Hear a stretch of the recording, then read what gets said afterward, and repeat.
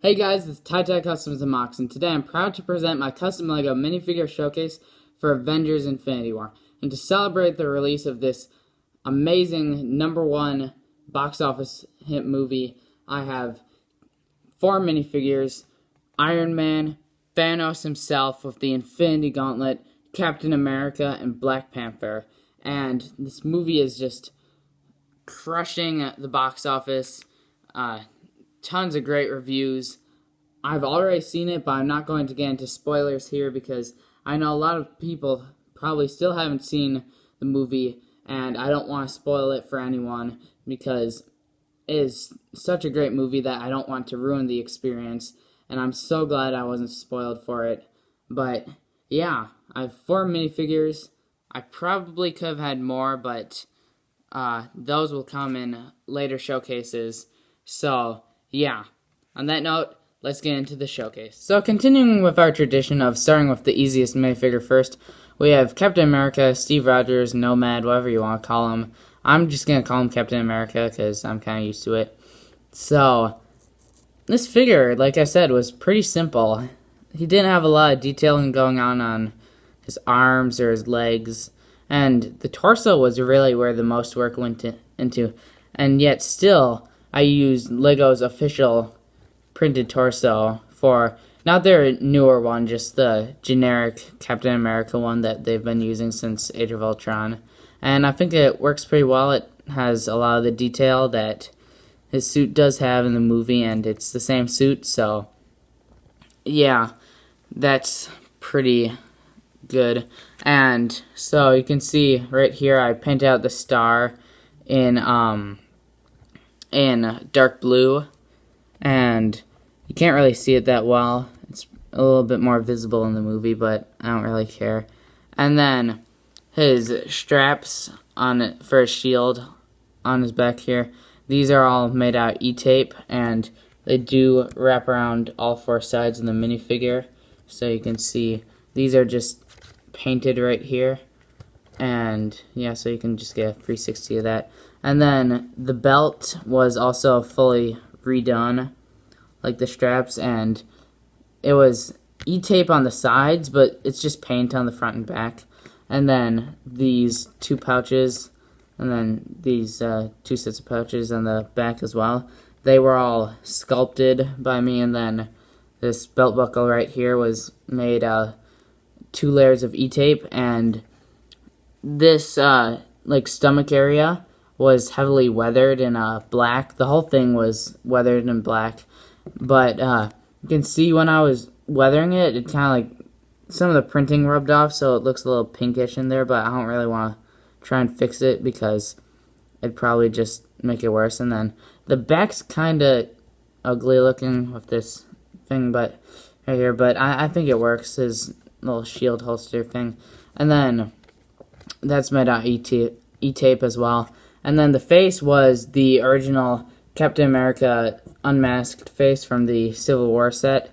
What I did there was I just erased the mouth and the cheekbones, and then painted on my own mouth, beard, and then these 2 little lines between his eyebrows, and then 2 little crinkles on the sides of his eyes, and like these lines on the top of his eyes. This was heavily inspired by Ross, Michael MGF. I'll leave a link to his channel in the description below. And for his hair, I decided not to go with the bandwagon idea of using the dog trainer / Bruce Wayne hairpiece because 1, I didn't really want to order it, and 2, I wanted to do something different. So I just took a Widow's Peak hairpiece and sanded it off the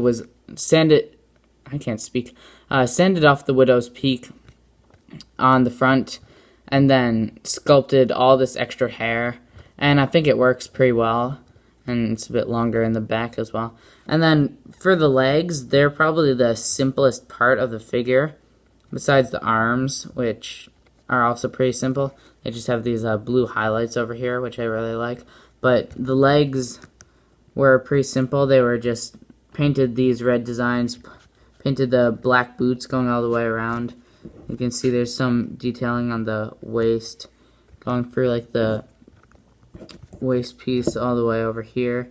And these little lines here, and then the black boots painted on that do wrap around all four sides, and it's like literally all the detail on the inside of the legs. And then those were again weathered in black, and then the pockets were done in e-tape because I wanted to do something with these legs. And oh shoot, that's scraping off. That is really not good. Shoot. Well, okay, sorry about that, guys. I don't know why the paint scraped off there. I put a ton of sealant on it, so I don't know why it did that, but it did, and now I fixed it, and we're good, and we're back in shape, and we're rolling. So, yeah. I think the only thing I haven't covered yet is his shields, and these are his Wakandan shields made for him by Black Panther. They're really simple. They were just cut out of an IKEA card, which, of course, IKEA cards are the very best cards for cutting out 3D elements for minifigures. They're painted in a matte black, and then all the detail is done in gloss black and silver. It's kind of hard to see the gloss black, but if you look, you can. And then to connect them to his hands, I used a glob of white Procreate, which, if you don't know about Procreate, what you do is you mix the black Procreate and the white Procreate, and then it'll harden. So the white stuff is sticky. So Yale 97 Lego Maniac, he did this. He does this with a lot of his figures. So I'll link this. I'll link his channel below, and if it'll stick on here. And then I made two exactly identical shields, and they're actually pretty easy. I made them in about a day, so they just stick on there, and then you can like turn them and stuff. And then what I also find really cool is because the white Procreate, you can stick them together like this. I don't know if I don't think he does this in the movie, but I thought it'd just be a fun feature to add anyway, and just put them on his back right here. Can't really see them, but like, yeah. So that's it for Captain America. Moving on to our next figure. So for the second figure of this showcase, we have the King of Wakanda himself, Black Panther, and I had a lot of fun making this figure because I experimented with some new things that I haven't done before, like painting on the hands, using metallic purple paint, and sculpting the necklace and the cowl. And the cowl is inspired by Wavy Films because he did the same thing with just sculpting the cowl around a head. And what I used for a base is the normal Black Panther head with the ears, like the earpiece. And what I did is I filled in the gap right here left by the stud, sculpted around the ears to make them more ears, I guess. If that makes any sense, which it probably doesn't. Then sculpted these like silver eyebrows and these lines going down here. Then sculpted the mouth, and then finally the nose. And I had a lot of fun sculpting it. At first it was a bit difficult, especially towards the end, trying to get the shape of the nose right and getting the paint to he fell over, but getting the eyes to be in the right shape and painting them in the silver color. I decided to go for that color with the silver lenses instead of with the no lenses because I think that looks a bit weird, and I prefer the silver lenses. And then you can see that I did sculpt his necklace, and it doesn't look all that great, to be honest, but I think it's pretty cool, and I've never really sculpted a necklace before, so I guess that makes sense. And I used Lego's design for their Black Panther torso from the Black Panther set and the Infinity War sets, and you can see that it's not all that great because the purple paint was kind of a bit chunky and thick, and the silver is kind of the same way, so it's not all that clean on the torso. But then the arms turned out really well, and you can see I painted the claws, some more purple lines on the hands, and I painted the one thing on the thumb. And then the legs were completely my own design, and I just painted these little teeth wrapping around all four sides, and there's a ton of detail on the inside of the minifig as well, and you can see that he does have the toenails painted on as well, and that pretty much, oh wait, no, I was about to wrap it up, and then I realized I have an alternate head for him, which was just the First Order dude, like the Star Wars head, and I just erased the mouth and painted on like a smile, because he's, I don't know, just feel like they need to smile every now and then. And then he has the beard painted around, and I went with the fin hair piece. I know some people use the Nakia hair piece because his hair is a bit longer, but I think the fin hair piece works a lot better.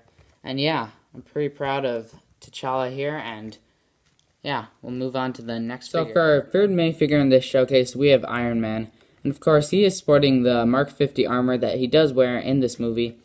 And just to get them out of the way, he has the Power Blast accessory pieces that came with him in the Infinity War sets, because I just thought they worked pretty well to represent his repulsors. And then you can see right away that he is painted in a metallic red color all throughout the figure, and it is a bit bright as opposed to the dark red color of Lego's pieces, but I think it works pretty well because I feel like his suit is a bit brighter in this movie than it has been in past ones.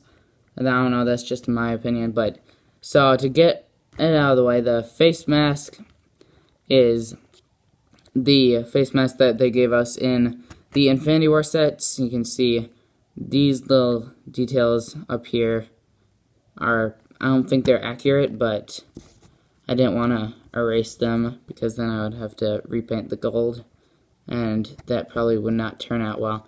And then the eyes are painted in a metallic blue, which really makes them stand out as opposed to like the normal white or light blue eyes. And then the mouth part is outlined in black, and then the chin is painted in metallic red, and then these gunmetal things are painted on the sides. And then the sides of the helmet were thoroughly sanded out. Like, there's normally some detailing on here, but then I just sanded a ton of it off, and it's a lot flatter and more accurate now. And you can see I painted this gold design here, and then outlined this back part in black. And then there are some red highlights in here, but you can't really notice them, so yeah, those are a thing.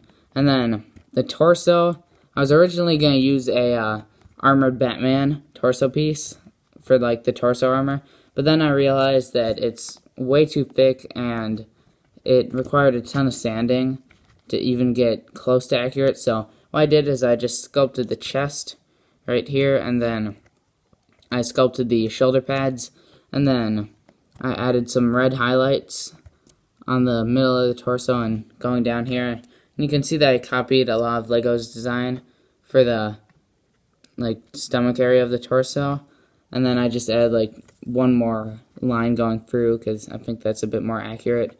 And then the back was also based off of Lego's design somewhat, but it was changed a lot because I added in these things a bit early on, and they're 3D and they're not very accurate to where they should be on the armor. And just to point this out, I used the dry procreate method from 97 Lego Maniac. I'll link his channel in the description, but I've never really done that dry procreate method very well, so I just really like the way it turned out on this figure, and I decided I just wanted to point that out. And then the arms, you can see they're painted here, and there's some detail on the sides of the torso. You can see this here, and then there's some gold bits over there on the side. And then you can see the insides of the arms. Same exact detail on the arms, just mirrored. And then the legs were also based off of Lego's design for the legs, but I moved the design up a bit higher so I could paint the knee pads on. And then I added these 3 sets of lines going all the way around, and then the backs, and then there's, oh, this stand just broke. Okay, and then you can see those lines do continue on the inside of the figure. There's legs, and that's about it. But before I finish off this segment, you can see that his arc reactor and all these little dots are painted in metallic red, and then or metallic blue, sorry, and you can see he has the normal Tony Stark HUD face from the Infinity War sets, and then it has the alternate facial expression on the back, just with the neck painted on red. And then he also has an alternate head that's just like normal Tony Stark. And credit to EJ09, because he had the idea of erasing the mouth on the normal Tony Stark head and then just painting a scowl on there. So I thought that was really cool, and I decided to do that, and then just added some little lines under his eyes and between his eyebrows over here, because I felt like it needed something extra. And then, yeah, I didn't bother to make his, like, wing apparatus things, and I probably won't in the future, but who knows. So, I'm pretty proud of my Iron Man figure, so, yeah. We're going to go on to the next figure of this showcase, which is going to be the final figure. And finally, the big man himself, Thanos. And I enjoyed every second of making this figure. It was just a blast to make him, and I didn't even plan on making a Thanos. And even if I was going to make a Thanos, I always envisioned myself using a big fig. But when I saw the Moose Figs Thanos, which really inspired this one, I was kind of iffy on it. I was like, is he really that small? Wouldn't a big fig be a lot better? But then the design grew on me, and once Thanos here came out with a helmet, I just decided, if I want to make Thanos, I want to do it like this. And you can see he's not fully scale accurate. Hot Toys did put a thing up that I think is pretty accurate to the scale of Thanos, but that was after I finished this figure. But you can see him compared to Iron Man, so he's just about a head taller than him. And by the way, this figure isn't a official Lego figure, so you can't really connect with the studs or anything, so he's just being held in by a piece of white Procreate on this tile here. And speaking of which, this figure is actually 100% 3D printed by me, and what I did, I just found a Lego minifigure design to 3D print. I enlarged it by so it's exactly 1.5 times the size of a normal minifigure. So I sent that over to the local library's 3D printer, paid for it, which is actually pretty cheap. And then you can see that he is painted all in my own purple color that I bought as like a folk art purple color. It shows up a bit more bluish in the camera, but I think it's just the lighting, but he's not really that blue. But yeah, and you can see the painted face was heavily inspired by Chris McLovin's face that Michael MGF also basically copied for his Thanos figure. I changed the mouth a little bit, and I changed these lines up here, and of course modified it to fit on a minifigure head as opposed to a big fig head. And just to mention, I had to sand this neck down a ton to get the head to actually fit on it, and now it's a bit loose and wobbly, so that's kind of annoying, but whatever. And moving on to the rest of the torso, this whole armor here, this was all sculpted. It's not fully accurate, but I think it looks really good, and it was all painted in gold. And this, there were some highlights done around. Oh, and I just keep breaking this minifigure stand today. Hold on, technical difficulties. I'll be right back. I'm just gonna cut this out. Sorry about that. This stand, I really gotta find something better to use, but you can see that he does have a fully painted torso, and it does have the bronze highlights that I was talking about on the top of the torso, and then this middle part here, and then he has some blue highlights running throughout his torso. This belt is made out of E-tape, and then his like waist cape skirt thing, I don't really know what to call it, but that is also made out of E-tape and painted in a dark blue color. And then just so I'm gonna take his torso off, and I also really had to sand these legs down so they could fit inside the torso piece. And you can see that, I'm just gonna see if I can like raise this up so you can see it a bit better. You can see that he does have sculpted knee pads with the E-tape straps running throughout. And then I painted his legs in gray. I don't know if that's accurate or not, because some people do paint theirs in tan. Some people did it in gray. And I think they're really a combination of the two in the movie. So gray works, and I think I like it a bit better than the tan. And of course he has the black boots. And then moving on to the final piece is the Infinity Gauntlet. And this piece was awesome. I did a ton of sculpting around here. I sculpted, I'm just going to pull this out here. I sculpted this arm part right here. I sanded this down so it wouldn't rub up against the torso. I sculpted this 3D part here. And then sculpted basically what is the glove top. Oh, that was a voice crack. Glove top around here. And then the holders of the stones right here. And then these four here and along those fingers. And then the middle part right here to house the Mind Stone. And then each respective stone is painted in here, some in a metallic color. And then I just decided to extend these lines going around here because, you know, he's got a thumb as opposed to like another side of a hand. And it's a slightly different color from a lot of the gold because I mixed it with bronze just to differentiate it a little bit. And then you can see it does have some bronze highlights, and all the outline is done in gloss black around here. Same with Iron Man. He has gloss black outlines. I think I forgot to mention that. But yeah, I think that's about it for Thanos. So we're going to go ahead and wrap up the Infinity War showcase. So that is it for my custom Lego Avengers Infinity War minifigure showcase. And if you guys enjoyed the video, think about leaving a like or subscribing. And as always, you can follow me on all the social medias that I do not have. Thanks for watching, and I'll see you in the next video. Goodbye.